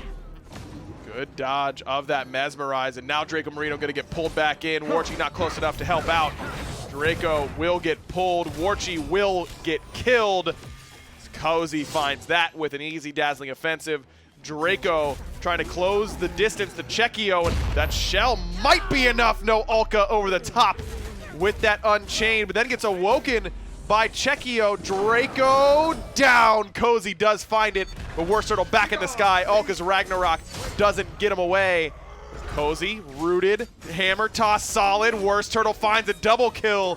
Julio and WorstTurtle combined to bring down 2. That Kumbhakarna Sleepy Time passive really delayed his death long enough that Exordium loses 2 in the process. Alka realized, and I think heard, that Anvil of Dawn being channeled, so he uses the Ragnarok to get extra mobility to get away, but he was just 1 shot away. If he made a quick 180 bite onto WorstTurtle, he would have delayed his death, maybe even at least force out the beads. Itori can't find the kill. Now Angry's in a bad spot. Level 12 and a good ultimate. Gonna get him away from some of this danger. Centaurus does clean up the pieces. Angry falls, but Warchi now in a bad spot. Froisan able to find his first kill of the contest. Dracomarino still under some siege, but Itori takes the guaranteed red buff invade. It's been a bit of a brawl as of late, and it's allowed Queso to close this gap. Remember, it was a 1,000 gold lead about 6 minutes ago. Now, we're at complete parity. And this has just been unfortunate for Warchi because of that item Transcendence being completed before the boots. Not enough mobility to get away from these encounters. Froisan trying to juke. Ends up juking right back towards where WorstTurttle was ready for him. 3 in a row for the Thor. Alka rooted, and WorstTurtle just needs to find that hammer. Chekio makes sure he doesn't need to. Chekio with his first kill of the game. That's 7 in total for Queso, and just an overextension by Froisan, and Alka gets punished heavily by Queso. Chekio playing really well despite the early deaths. After Alka's pressure, he's been making these rotations, and this Thoth now level 12 with 30% CDR. These hieroglyphic assaults are really starting to melt away at everyone from Exordium. This Fenrir is not that tanky. Angry does get stunned, but a lot of damage from Chekio is already off the board. WorstTurtle realizing this dive is not going to work well. He's going to stick the back until a supernova over the wall gets the kill. WorstTurtle might have been caught shopping right there. Not sure he had a lot of options, even if he was ready for it. That's right. No hammer down, no Aegis available, only level 11 on the store. Great recognition from Angry because he drops the ward over the purple buff to see exactly what was happening, if the Thor was backing or if he was actually committing on that buff. Julio blinks in, ready to try and steal Exordium. Do get the Gold Fury, but they lose Angry in the process. Cozy cleans up Chekio as Alka tries to get away. Julio no ultimate. That Spirit Flail just short on the damage and bringing down the enemy Fenrir. Exordium punish Queso for that attempted dive. Queso at least gets something. They get 1 kill, and it might be a tier 1 tower. With Cozy TPing in at full HP, that might be enough to save it. We'll see. Good mez onto Kazi as well. Warchi needs to get the damage off. The body blocks will be good for now, and it's going to be a 3-on-3. Disengaging for the moment. Froisan actually going to go in, but he gets stunned out. Doesn't have Pal out either. Bad teleport in from Froisan. I don't think there's any way he ends up surviving, even if he doesn't get hit by that giddy up. The fact that he did, a little bit unfortunate. Yeah. That was not the play for Froisan. You defended your tier 1 mid tower. What else do you want? The numbers were even. It was 3-on-3, and then WorstTurtle makes it a 4-on-3 with his rotation. So good presence of mind to still be effective from a safe distance. Unfortunate for Froisan. That struggled a lot on that Ravana in the previous game, and he was looking decent so far on this Dodgy. He needs to be solid, though. You can't fall behind as a Dodgy. Certainly one of the more late-game assassins. I think that when we think of late-game assassins, usually gods like Kotli come to mind, these, auto-attack-centric gods. But Dodgy has 100% scaling on every ability because of the passive. I mean, you do a ton of damage in the late game. I feel like you just kind of need to get there. And a lot of times you see players lean on the powwow in the early game. WorstTurtle uses the hammer, realizes there's a lot of people, so immediately takes to the sky, but Alka left a little bit alone. Ragnarok gets the beads in trade. Alka very happy with that one. Certainly tanky enough, even against the level 12 Thor. Surprised he didn't use the beads earlier after landing. He might actually kill Itori with one more basic. Couldn't find the range. Kazi should be safe under that tier 2 tower. Rotations from the long lane. Angry and Chekio kind of duking it out. Man, WorstTurtle's been popping off this set. I mean, game 1 on the Hun Batz. Absolutely monster performance from him. Now on the Thor, answering that back. Angry, preemptive beads, smart. But WorstTurtle doesn't use the hammer. Now he can use it to try and get away, but Cozy ready for the chase. Can't find the stun on him. He's looking for Chekio, who evade and punishes. Maybe not so much on the punish part. Dracomarino, on the other hand, certainly on the receiving end. That's time will fall quickly as WorstTurtle tries to disrupt. Tori up and over the wall, Jumps and now in. he's alone. No, you can't do that. Yeah, that's a mistake again. The mobility options for Exordium have not been used wisely as of late. I don't think they respected Julio's potential rotation, but even then, WorstTurtle is going to do a lot of damage to you as you already used your beads and Aegis prior to that jump either way, as Thor can lock you down quite easily. But instead, it's been a mid for support, favoring out Queso. Fury not due to respawn for another 2 minutes. Pyromancer could be on the chopping block. Angry. Under some siege here, but has this apparate. That'll get him out of that tether stun. Julio still has great chase potential. Spirit Flail Aegis. Otherwise, Angry was dead to rights. Good play by him. Not quite as good by Cozy on the right-hand side. Warchi finds yet another Centaurus kill. Feels like all 4 of them have come by way of that ultimate. And that one was a necessary Centaurus ultimate because you're negating the stun coming from Kazi and you're applying the damage at the same time. A good multifaceted use of your mechanics. Has 20% CDR, courtesy of the Mage's Blessing and Transcendence, so probably not too upset with using that right now. I think a Brawler's Beatstick is necessary here for Warchi or WorstTurttle. Oh, WorstTurttle already has it, yeah. so Warchi doesn't need it. Which is always a good feeling because Chiron, I think Crusher might be the perfect item for Chiron. I mean, it's everything he wants. It's power, it's attack speed, it's pen, and a passive that works on every one of his abilities. Yeah, and already finishing it off now. He's looking like he's going to be building into the Fail Knot, I'm assuming. Don't expect it to be pre-win. No, I don't think so either. I think that's a safe assumption. Wall attempted by WorstTurttle, but wasn't there, but wasn't necessary. The Traveler's Shoes right there for Dracomarino, actually the difference maker. That's true. I was kind of curious, especially against the Dodgy. You really want those reinforced Greaves, but in that exact instance, having the extra movement speed was perfect. And the Relic Dagger as well. So Sure. you had to use the Epic Uppercut just to separate himself away from Alka. That also gets extra movement speed on the Ragnarok, just narrowly avoiding that action. Fury responding in 10 seconds, and Angry should be dead here. Separate does go off, but just delays the inevitable. No relics for him. Beads just now coming back up.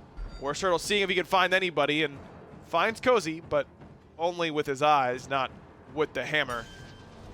Oni Fury pulled, and it looks like Exordium is willing to give this one up and try and get a tier 1 tower in response. Probably not even going to get this tower, or if they do commit to it, how do they really get out of it? They're going to need to use Kazi's Aura movement speed. They're going to have to travel north, then east. Let's see. Okay, so chase. WorstTurtle gets in there. Wall right on time. Sundered, though, and he is absolutely in trouble. Alka gets that kill, but it's all in the name of keeping everyone here and busy. Itori is on the way, about Fire Giant right now. Is Froisan, exit stage left. Alka goes south.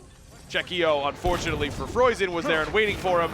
And Alka has to use Ragnarok defensively. No ultimate available here for Julio. And Chekio's out of mana, so that chase from him is already over with. Warchi tries to close the gap with that giddy up, but even with the extra legs, can't get there in time. Queso, trade 1-for-1, jungler for jungler, but WorstTurtle uses both relics. I don't feel like Queso's probably too happy with how that chase turned No, out. definitely not. They probably expected much more, but it was a great disengage. The power from Froisan was well applied there, catching Julio after the Lord of the Afterlife, delaying his potential chase down. So, and getting the tier 1 tower for Exordium really enables them to slowly keep the game not too far out of control, even though they were the ones in the lead at 6 minutes in. It hasn't been the same case as the game progresses further and further. Their late game is much better than the last one. I'm definitely thinking with the soul coming through from Angry Froisan on this dodgy Amaterasu adjustments for Exordium. The mid support definitely struggles a little bit in the late game, and Ullr and Fenrir, but not enough that you don't like the late game comp. I mean, Ama does so much to cover up those weaknesses that I don't think that Exordium is going to be too concerned. On the other side, the late game for Queso, they're probably feeling like theirs is better because of this Thoth pickup for Chekio. Warchi in the late game becomes a real powerhouse. So Chekio puts in some damage. WorstTurtle finds Itori on this right-hand side. That's the hammer and the ultimate, so WorstTurtle, no escape option, no relics for him either. And Froisan identifies that quickly. Shell comes in from Dracomarino, but that Powwow ultimate does not connect.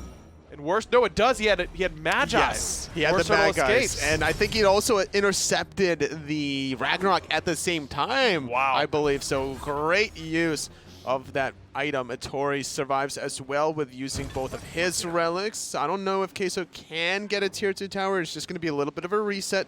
No objectives other than the Fire Giant are up to obtain, and that was a frisky play from WorstTurtle, but he was heavily relying on that item to get him out.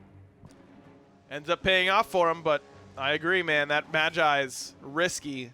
A little bit harder to pop, I'd say, without a bit of a commit. Fenrir has to jump in comparison to what we saw last game, where we saw a lot of Magi's on Exordium's side. I feel like this one pretty impactful for WorstTurtle. You're really relying on Itori to find an axe from range to negate that. But even still, that I feel like you're kind of happy negating an axe. Yeah. Itori, no relics, as you highlighted earlier, and no way for him to live. must have jumped into the red buff, and that's not a good way to survive. Stun coming through from Kazi onto Dracomarino. Forces the Anvil of Dawn. The chase down onto Angry, forcing out his beats. WorstTurttle still has Magi, so doesn't need to be concerned whatsoever about this Pal-Out ultimate. Julio dodges everything. Now Froisan in a lot of trouble. Good silence prevents Lord of the Afterlife, but Alka drops his food and then jumps away, but Centaurus from a distance, accurate from Warchi, and that's the masterful shot. 3 in a row for the mid lane Chiron, and now it's Cozy left alone underneath this tier 2 tower. No ultimate for him either, walled off perfectly. Good ultimate from Angry, gonna try and break that siege. May have done just that.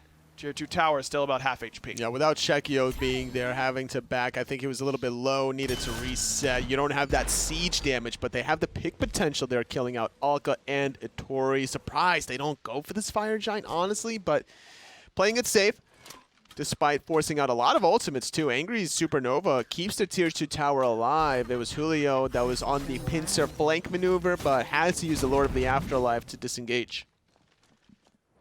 Julio at 2-0 and 7, top of the player damage charts by a large margin. And sure, a lot of that bloated soul laner damage, but I feel like Julio really has been contributing a bunch to these team fights. He's a sponge of damage. That's all he needs to be. I like the Midgardian Mail pickup way more than I like the Frostbound Hammer pickup, the last one, because against Itori's Ullr, against Angry Soul, that passive is going to be easily applied just to get that attack speed and movement speed slow by 8%, up to 24% after 3 stacks. Itori gets the Magi's out from WorstTurttle, but loses half his HP for it. A little bit pushed up for Dracomarino in the mid lane. Froisan gonna send him back. You can already see the damage coming through in the late game, but look at this.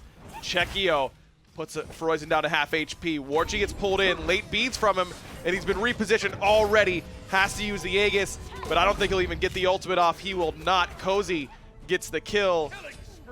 Julio finds Froisan 1-for-1. Good dunk coming in from WorstTurttle onto Alka, who keeps Julio still, but Julio is more than happy to be in the middle of the team fight. Good damage coming from Chekio. Final Judgment hits 2, and Angry 1 sliver of HP. Chekio finishes what he started. A double mez coming from Dracomarino. And what looks like a great fight off the kill of Warchi, Chekio turns around and finds the triple. And that's the difference between Chekio being involved or a little bit absent there. That damage was so necessary. That Anvil of Dawn, the chain lightning damage afterwards. Itori went from full health to like 10% health despite not even getting hit by that ultimate. It was the one hammer and lightning effect. Cozy has ultimate, uses it effectively. He's gonna kill WorstTurttle here when he finds the mirror, and he does. But WorstTurttle at least gets the Phoenix alongside the rest of Team Queso. Probably okay with that trade, despite understanding it was unnecessary. Queso really blowing this game wide open. At this point in the game, they had about a 10 to 12,000 goal lead without any Phoenixes. Now Queso with a smaller lead, but getting the Phoenix before the Fire Giant because of all their picks. The siege potential from Chekio, the Anvil of Dawn range from WorstTurttle, Exordium were 2 grouped up in that last exchange. Mail of Renewal pickup by WorstTurttle, but I don't know if we're going to get a chance to talk about it right now because Cozy started up the Fire Giant, realizes that might not be the best pickup. All right, Toli, we haven't seen Mail of Renewal in a hot minute. You mean the MLC of Renewal? That's right. Why are we seeing it here? I think he's just looking for a lot of health, and he wants cooldown reduction. Getting the objectives is nice for 50% health back and the picks off. And with all the burst damage from Queso, they're definitely probably proccing this item. Froisan finds Chekio, and Chekio did use the purification beads, but gets cleansed right there by Warchi, or it didn't hit at all. Masterful shot, gonna put damage on a Froisan. Nice use of 1,000 cuts to mitigate a little bit of that. Alka gets up and over that wall, and looks like he's gonna be able to escape. So he is running towards a ward. Queso less interested in that chase and more interested in the objective. I don't know if they have damage for Big Fire here. This might have to just be a Pyromancer. Going for the more guaranteed objective. I like this call. Queso are really running the table onto Exordium that looked like they had that early game going. They just couldn't find a way to transition effectively, and now they're going to have to defend their middle lane against Fire Minions. Angry should respect Julio and Dracomarino, but has a little bit of backup with Alka instead. Exordium, I think, can still defend the Fire Giants, with their gold deficit. It's not that out of control. They just have to worry about their exposed Titan from any fire minions. Still, mid lane is one of the better ones to defend. I mean, it's pretty easy to just walk over from mid towards that fire giant pit. Still a lot of towers still up, so you know the Titan is fairly tanky. Exordium has less to worry about in that regard than most teams would. Draco tries to get a Magi's bubble, but just loses his, courtesy of that dash. These tanks on the right-hand side are just here to show face for Team Queso, while the rest of the squad is getting Gold Fury on the left. Froisan is local and might decide to go in on WorstTurttle here. Lets him back. Now might try and find Warchi. Yeah, they're looking for him, but Warchi gets his back off. Now they look for Chekio, and Chekio gets away. But Chekio, no relics. He has to be careful. This is the red buff, though. That's a little bit of a big deal with Chekio having that as the level 20 Thoth player, sitting at 6 items deep there. This is probably the dream build if you're a Thoth player, having 20% CDR, some anti-healing, E-Staff with Soul Reaver. The burst potential is going to be felt by Exordium. That's why WorstTurttle went for this Mail of Renewal, because of Chekio's late game build, because of WorstTurtle goes in, he still has Magai's Cloak, beats, and Aegis 3 defensive sources, and that Mail of Renewal is going to be like that 4th pseudo defense once they get some kills. It's a good mix of offense and defense in a weird way. Julio pulls fire. Warchi there to provide a little bit of damage, but not a whole lot. Look at how far back Chekio is. Knows he still doesn't have relics. Julio on the receiving end. Cozyx starts to dive onto Chekio. They're looking for this Thoth. Gets his beads up and immediately needs to use them. Warchi has the cleanse available, I think, and uses it right away to save his hunter, but now he's the one who gets bursted. Itori finds him. Froisan does go down to the hand of WorstTurttle, but Alka gonna find the pickup on Julio. Julio a little bit too weak this time, and Angry does notch number 14 for Exordium. A 2-for-1 in their favor, but Chekio somehow survives. But if he comes back, still has final judgment. That was a really good blink from Cozyx earlier on, because during that dazzling offensive, hold that thought though, because we're still not done yet, forcing the Aegis out of Angry, but Dracomarino should be fine. The chase still not done yet, forcing the jump out of Itori. Needing to defend middle, Phoenix's Alka. It's a 2-on-3 that Queso want to fight into. It was a 2-on-4 for a second there until Alka backed, but still WorstTurtle and Dracomarino get the better end. Alka gonna have trouble clearing this. I mean, not a lot of damage for this Fenrir pickup. Angry now on the way. I wonder if that's enough of a window for Queso to at least get some posturing around this fire giant, but still only 3 members. Cozy here, full HP, has an ultimate wise decision to back it up. So Exordium do what they wanted to. They don't lose fire giant, and they get their mid-Phoenix respawn. And I was gonna say how Cozy avoided the route from the Kumbhakarna and blinks into the backline. He uses his dazzling offensive to force 2 important cooldowns. The evade and punish out of Chekio going north, and then the giddy up from Warchi going south. And Warchi going south was not the place to be. He fell very early. Everyone out of Queso was trying to keep their Thoth player alive. They had to abandon the Chiron, unfortunately. Executioner pickup for Warchi. A little bit surprised. Feel like maybe just outright power's a little bit better, or Titan's Bane. Yeah, if you're an ability-based hunter, Titan's Bane is usually the go-to option. It's hard to stack the Executioner and then use your abilities in a situation where you're dancing around Fire Giant and you're looking for a long-range poke with the WorstTurtle stun into your own abilities. Yeah, I agree. Maybe he needed it for the attack speed.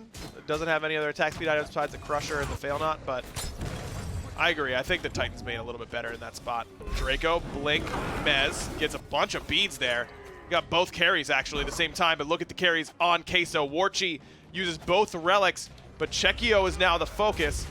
WorstTurtle finds the dunk. Angry down. Big burst damage coming off that ultimate. And the Magi's pays off for WorstTurtle yet again. Turns and burns onto Alka. Chekio finds his 8th, and then turns around and finds some damage onto Froisan.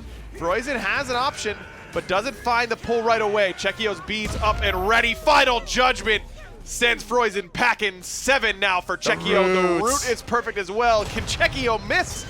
He has 25% movement speed. He's trying to use every last bit of it to disengage. Meanwhile, diving the tier 2 tower is going to be Warchi and Julio. Only Kazi alive right now. Still going to get stunned out. WorstTurttle is just kind of wasting his time there. But if he can cancel the back from Kazi long enough, no Anvil of Dawn. Oh, Mantle that of Discord proc. proc. That stinks. Yeah, maybe for Berserker WorstTurtle. Rush would have killed him there. Yeah, might have. Julio teleporting back in. Alka's up in 5, Angry in 7. That's going to prevent the end call. Do you think Queso ends if they don't mess with that tier 2 tower on right and go for the weakened middle Phoenix? Possibly. It was very close to call. With Alka up, Angry was going to be up soon as well. That's a fine line to teeter. I think they made the correct call by going for the right side Phoenix instead, because now they still should be able to get the Fire Giant guaranteed. All the towers are now stripped away because of WorstTurtle's presence chasing out the Amaterasu there. Unfortunate that he had teleport there. If Kazi didn't have teleport, I think they go for the end, even off the right side Phoenix. Okay, because you know WorstTurtle's there to keep him busy, potentially. Boots sold for WorstTurtle, has Elixir of Speed and picks up a Blood Forge along to go with his Heartseeker. Heartseeker's so sick on Thor because you're going to get double procs on your ultimate. It procs on every instance of damage. It's only once per ability, but the Arc Lightning is different than the Anvil of Dawn damage, so you get double procs there. That seems pretty good to me. Yeah, that's going to be quite the case of burst damage from Queso. And not only that, like, the potential to one-shot somebody proc, the Mail of Renewal. You can't even go onto WorstTurtle, right? Like, that's not going to be an option. He has a ton of HP. I mean, 400 HP for the Mail, a little bit for the Magi's as well. Difficult spot. It's a situation where Exordium need to fight on their own terms, but Queso aren't going to let that happen. Fire Giant pulled. Draco going to blink in. Angry. Doesn't use beads this time because he didn't have the option. They were still down just now. Coming up at a great wall from WorstTurtle, but now he's in a bad spot. No hammer for him. He's going to use that Anvil of Dawn. Should know the beats timers as Froisan is pretty isolated at this point. WorstTurtle cuts off one escape path. Froisan pretty slippery at this point. Centaurus and the masterful shot will do it. Warchi has been sick on that ultimate this game. Not going to lie, this is like reminding me of the Yaman days a little bit with adapting the Thor Chiron combination. Yeah. I was going to make mention of it earlier, and that's why we're probably seeing this kind of a build coming out of him, because he's really relying on that ability damage. But now WorstTurtle going to keep Itori at bay while the rest of his team gets the Fire Giant enhanced, to be exact. WorstTurtle lurking, stun, beats. WorstTurtle now in a lot of trouble. Sunder. Aegis is used, as is beads, but Alka has ult. That'll do it. WorstTurtle cleaned up. Just didn't know that the rest of the squad was in the back line. Itori had help coming. I mean, look at the vision from Queso on the right side. If you don't see Exordium on that side, you have to assume they're nearby this Ullr player. But instead, Queso are still going to barrel down the mid lane without Froisan. This is still an even 4-on-4. Alka, no ultimate for him. Just use that. Brutalizes in and cancels it early. Good decision. Final Judgment doesn't let him get away, though. I didn't even see that one coming, and neither did Alka. Chekio punishes him yet again, but that did buy time. Froisan back up. We're back to the 4-on-4 state. Paolau ambitious from Froisan. Doesn't find anything at all. And now right back in. Blinking from Draco. Cozy gonna match with one of his own. Chekio backs it up. And Warchi gets one-tapped. Didn't use the Aegis. And we're too late on the beads. And that should be enough to force Queso back. Maybe he didn't have training exercise up either. That should have never been a death out of Warchi whatsoever. Trying to defend the right side from touching the Titan. Exordium hold on to their middle Phoenix for a little bit longer. WorstTurtle now joins back the fray, but have to wait for Warchi to respawn in 40 seconds. That 100 damage is necessary to get these Phoenixes. Looks like Warchi's going to be able to sell his boots, or at least get close to it, as an elixir in tow. Has that packed up. Maybe a little bit of lifesteal here. I think Titans is still what I'd be going. Probably Deathbringer. Like, if you have Fail Not and Wind Demon, why wouldn't you get more crit and amplify that crit with the bonus from Deathbringer? Yeah, I think that makes sense too. It is weird, though, to see this build on a Chiron. Yeah, I think it's an odd one, for sure. I really feel like the Titan's Bane, Odysseus Bow, just build pure power and just shred frontliners with your autos and your abilities seems like the ideal way to do it. But Fail Not does synergize really well with what you're doing. I mean, you're marking people very easily with your actual mark on Masterful Shot. The 20% CDR doesn't hurt. Fail Not's definitely attractive on the character, but I don't know about the rest of the build. Use that Anvil of Dawn. He expected probably more company the same way Itori had that company about 1 minute prior, but that wasn't to be the case. Probably could have took that 1v1 actually, but better safe than sorry. I think there's a lot of damage from Froisan. Pure glass cannon outside of that Mad Guy's cloak and it can still eat a full Tectonic Rift and not get interrupted by the 1,000-fold cuts. No Heartseeker for him yet. Probably where he's going to go if he's able to sell the boots. Alka's lurking. No ward. You know, there's a usual spot that you'll see teams ward on the siege. Julio is the call. Trading exercise is used early. Alka still can't find the ultimate because Julio had one of his own. Chekio's Aegis necessary as Draco finds the epic uppercut. Now Froisan up into that ultimate. Warchi has his ultimate ready to go though, and Centaurus putting in a little bit of work, not as much as it has throughout the majority of this game. Bit of a back and forth here. Fifto Fafto, as Pretty Prime would say.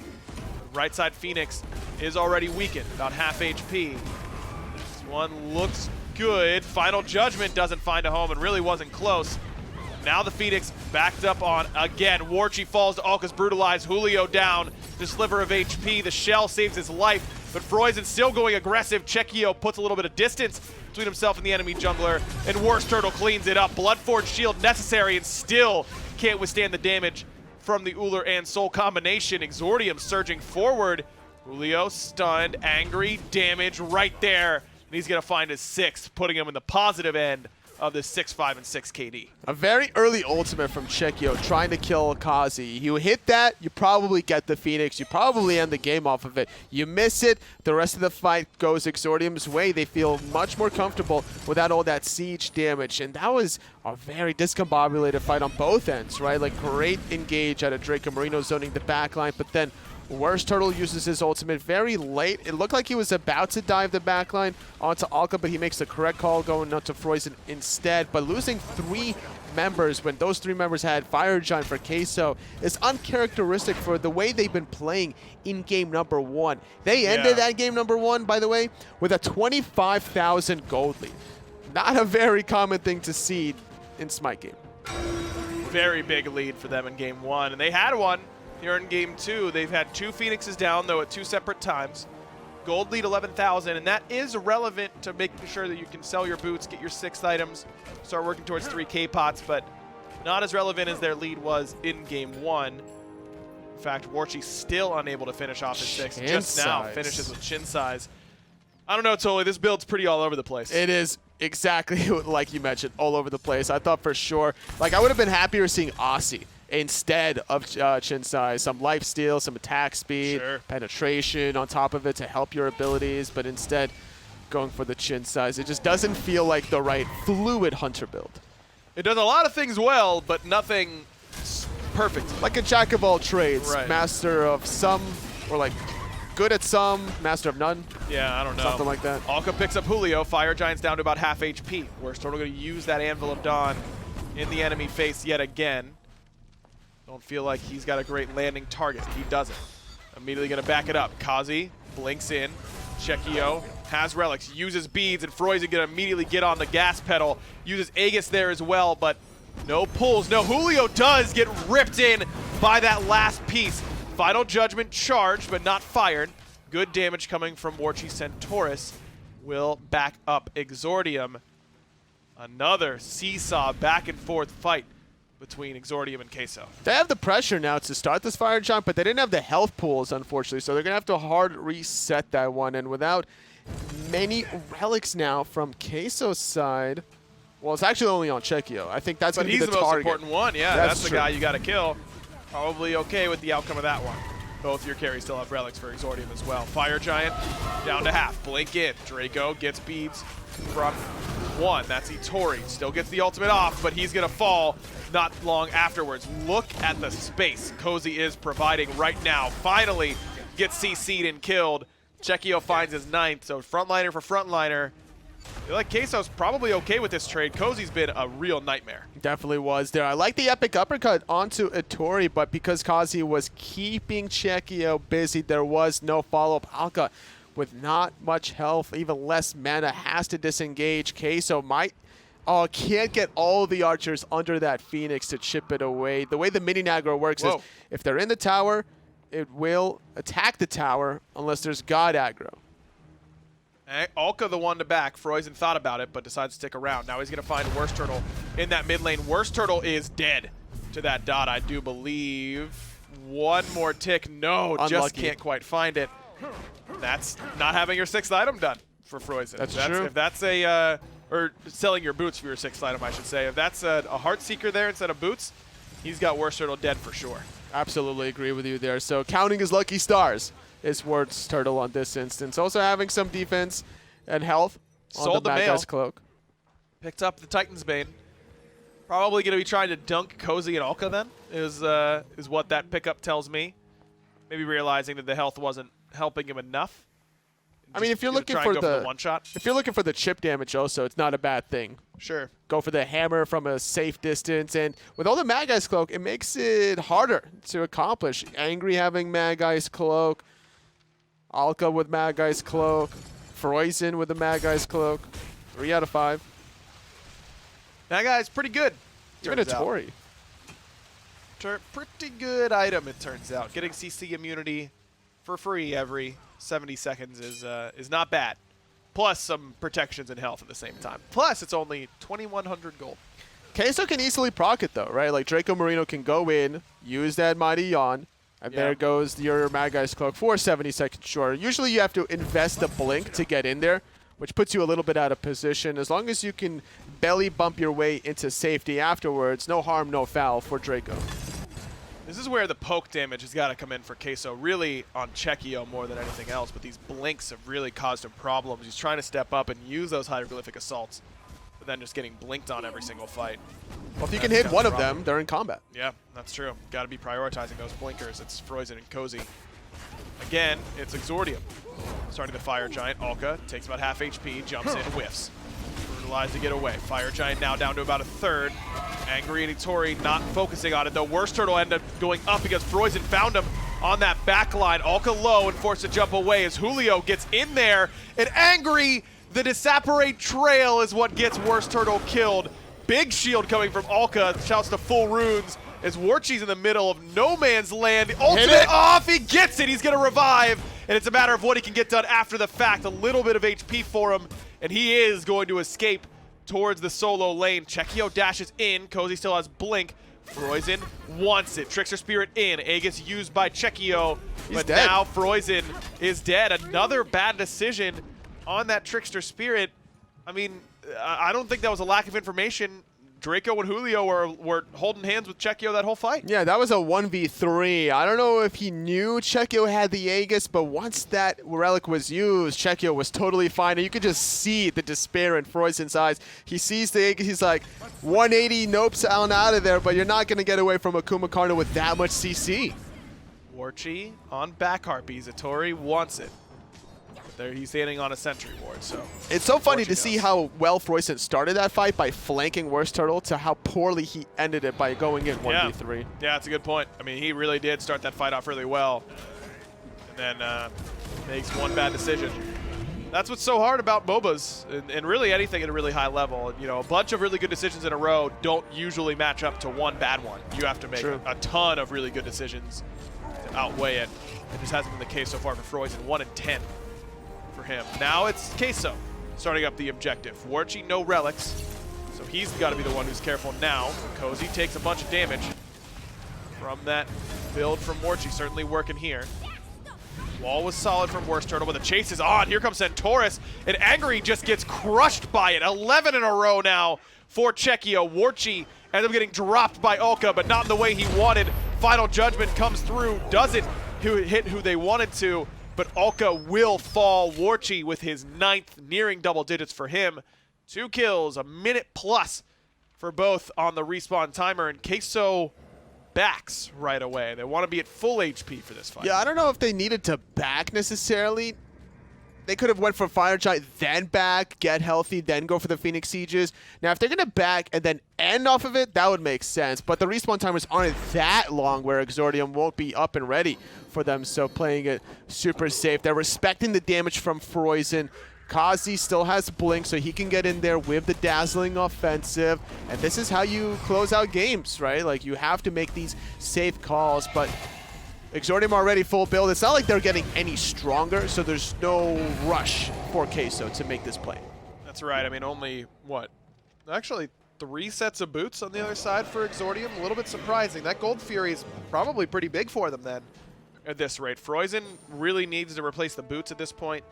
Assassin's one of the classes that really likes to be able to sell the boots and get more damage or more protection more than most, and finally Froisan's able to do it. Looking like he's waiting for the gold for whatever item he so chooses. Brawlers. Brawlers. Okay. I don't hate it. It's more damage, it's pen, and it's cheap. I mean, he must not have had the gold for Heartseeker, right? So Heartseeker better in that spot, but yeah, only 100 gold left over. It's much better to get the Brawlers now, finish the item, than sit on tier 2 of Heartseeker for the next fight.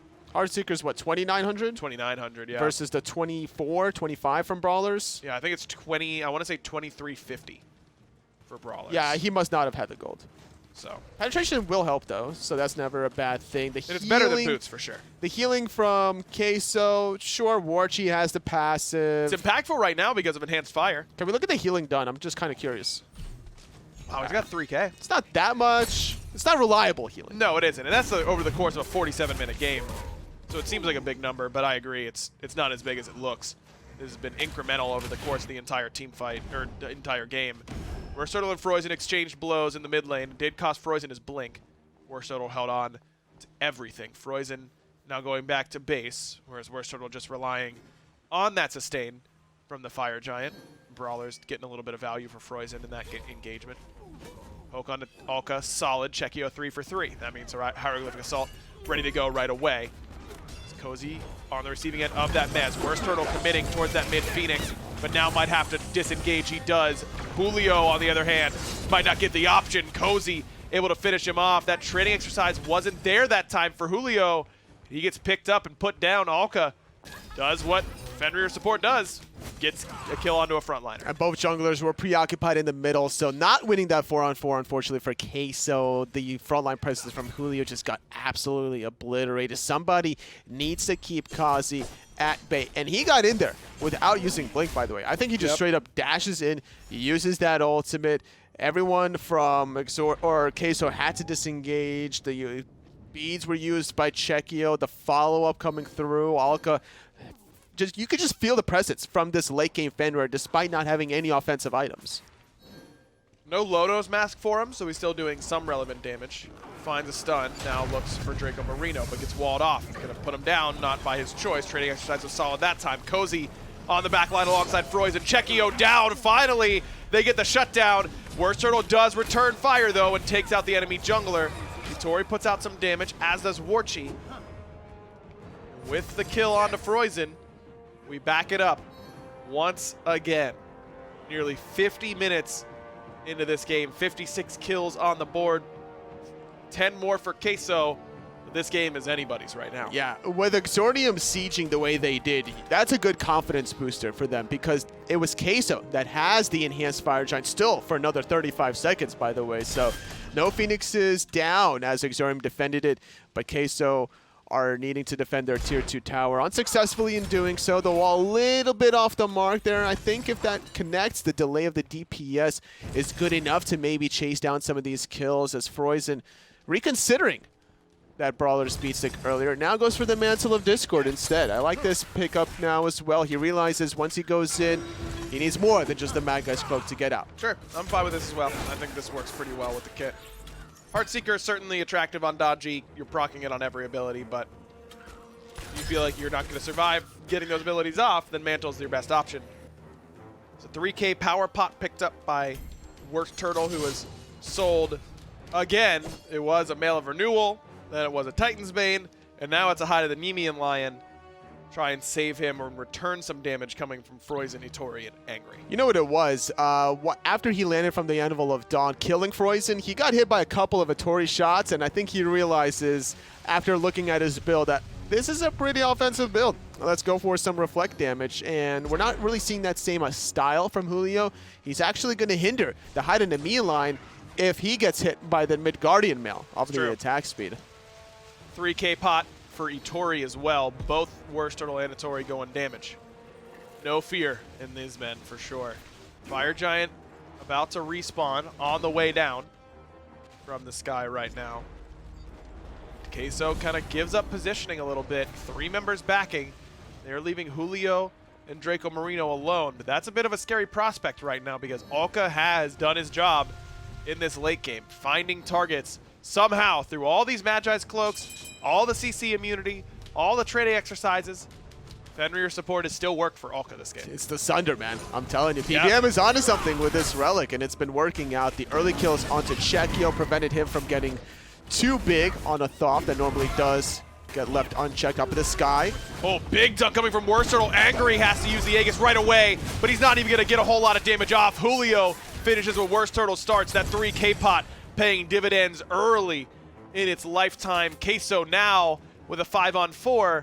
The rest of Exordium still fairly healthy, still have relics.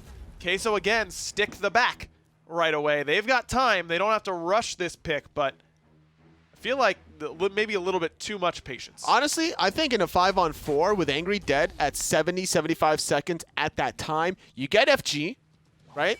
And then you heal off of it to be able to siege without having to back at that point. I mean, I hate this call. Warchi goes for an Oni Fury. You get the pick, and you get you're going to get an Oni Fury. You could have gotten that without the pick. You might as well even clear left lane if you're committed that far, because your left Oni wave isn't going to get there in time to really clear. Like, that stacked wave on the left side might defeat the Oni wave that you're about to get on the left. Only 25 seconds left on the respawn timer for Angry, and Warchi is not here. So this Fire Giant DPS is not ideal. WorstTurtle's ultimate coming back up soon, and Julio's going to keep the Fire Giant leashed, but no one else is returning damage to it. Now Warchi has arrived. Angry, sub 10 seconds till he's up. Draco loses the bubble. Good axe coming from Itori. Now WorstTurtle going to take to the sky. Fire Giant down to 5%, and it's secured with Final Judgment. WorstTurtle finds the dunk, but doesn't full combo Cozy, but you get a preview of that damage. It's solid. That's a good chunk out of the Amaterasu's health. Yeah, that Heartseeker is going to be effective against Amaterasu. Alka thinking about going in? That seems risky to me, and I think the rest of the boys realize that as well. Chekio picked up, uses the purification beads, but here comes Froisan. Now Chekio's in trouble, has to use the Aegis as well. No relics left for the Thoth, but Froisan can't quite find him. Warchi still has his purification beads, and now Centaurus going to cause some problems. Good damage coming in from Warchi as Queso surges forward. Draco has the blink, as does Julio, but there's enough distance between Exordium and Queso that doesn't seem like it's going to do a whole lot. Enhanced Fire Giant, on the other hand, will help out quite a bit. Removes those backdoor protections, even without minions. But only 2 autos from Warchi. They both chunked, but yeah, WorstTurtle so patient. WorstTurtle went middle instead of trying to go down the right side with his teammates. In this 1v1, Froisan not particularly healthy, but Alka needs to assist a little bit more. 3 Oni archers on the backside, so Middle Phoenix will fall. WorstTurtle gets mid Phoenix.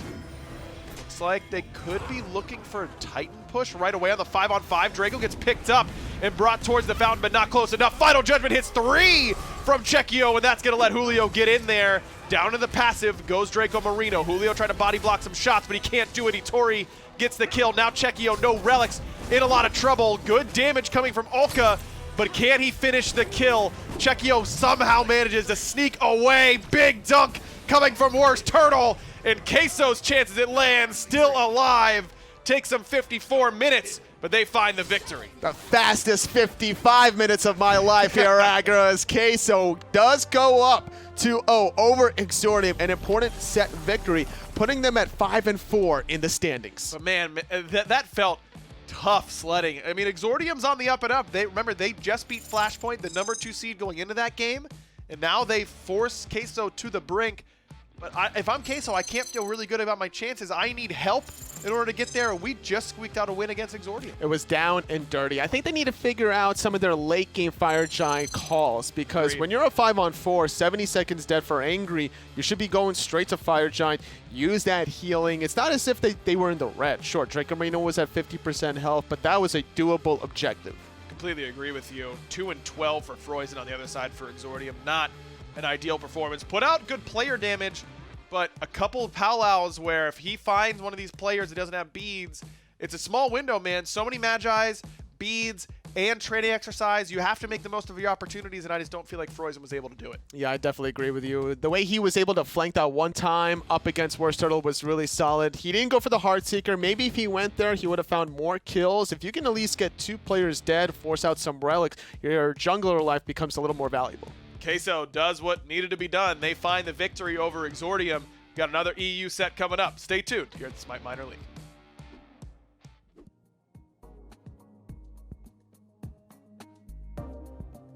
Alienware, the official PC provider of the SMITE Minor League.